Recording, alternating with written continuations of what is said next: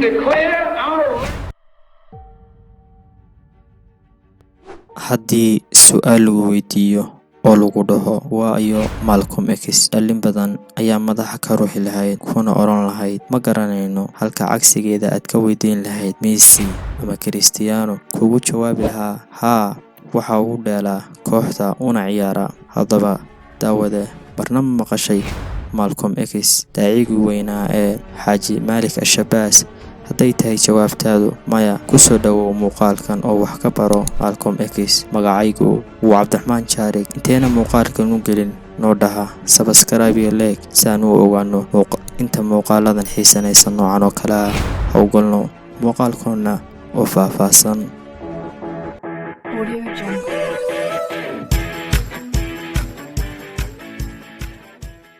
Malcolm waxa uu dhashay sanadu markay ahayd 1925, waxa uu ku dhashay magaalo la dhaho Nebraska ee waddanka Mareykanka. waxa uu ugu yaraa 4 carruur ah Malcolm X. Malcolm markuu uu jiray 6 sano ayaa waxa aabihii dilay koox burcad ah. isla waqtigaana waxaa la gubay guriga ay degnaayeen Malcolm X iyo faamiligiisu. waalidiintiisa dhowr sano kadib markuu 14 jirsaday, Malcolm X wayaane waxaa laga wareejiyay hooyadii oo xanuun ka soo gaaray dhimirka, waxaana la wareegay qoys kale. Malcolm X wuxuu ahaa inan aad u caqli badan, firfircoon, kana dhex muuqan jiray dadkay isku kalaaska ahaayeen. waxaana uu ahaa ardayga ugu buunta sarreeya kalaaskiisa, waxaana uu ahaa arday hami sare leh, iyadiisu ay tahay inuu noqdo garsoore ama qareen. nasiib xumo, hamigii iyo mustaqbalkii ifaayay waxay isku beddeshay mugdi, maadaama ay barayaashii ama macallimiintiisa macallin ka mid ah ay isku dhaceen.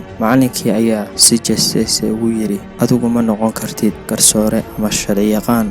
noloshiisii wanaagsanayd Malcolm X weeyaan waxay u weecatay jid aad u xun, aanan wanaagsanayn. waxa uuna ku biiray koox burcada. in muddo ah markii uu ku jiray howlahaas burcadbadeednimada ah ayaa waxaa lagu qabtay isagoo u kala gudbinaya Boston iyo New York daroogo, waxaana lagu xukumay 10 sano xariga. mugdi walba waxaa ka dambeeya iftiin aad u qurux badan. Malcolm noloshiisa mugdiga ahayd waxay ku iftiintay xabsiga gudihiisa, wuxuuna xabsiga ka helay kaahi uu ka waayay dabadda. xabsigu waxa uu dugsi u noqday mid ka mid ahaa halgamayaashii qarnigii 20aad, waxaana uu ku biiray koox madow ah oo muslim ah. xabsigana Malcolm X wuxuu ku bartay in magaciisa la dhaho Jahan Berman, waxaana uu ahaa ninkaasi nin aqoon-yahan ah, waxaana uu ka bartay akhriska, dulqaadka iyo dabeecad wanaagga. waxaana uu ku qancay Malcolm X diinteena suuban, waxaana uu Allah waafajiyay jidkii toosnaa, waxaana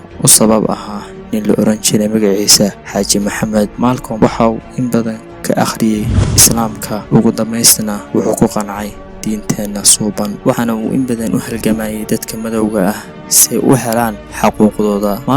Malcolm X sanadu markay ahayd 1964 waxa uu sadcaal ku tagay wadamo badan sida waqooyiga Afrika iyo bariga dhexe. hamigiisu waxa uu ahaa Malcolm X inuu noqdo hogaamiye ruuxi ah oo garyaqaan ah. isla sanadkii 1964 buu u sadcaalay aadayna xaramka barakeysan ee magaalada Maka, waxaanu ku soo gutay waajibaadka xajka. xajkaas oo ahaa xajkii ugu horreeyay uguna dambeeyay. magacii hore oo ahaa Malcolm X waxa uu ku beddeshay markii uu ka soo laabtay beydka Alle, Alxaaji Malik Al-Shabazz. haddaynu soo qaadano uraahihiisii ugu muhiimsanaa, Xaaji Shabazz waxaa ka mid ahaa, haddii aadan lagu dhaliilin waxay u badan tahay inaadan guulaysan. waxaa kaloo ka mid ahaa Xaaji Shabazz uraahihiisii, runtu waxa ay ka jirtaa dhinaca kuwa dulaysan ama taagta daran, iyo kuwo kaloo aad u fara badan.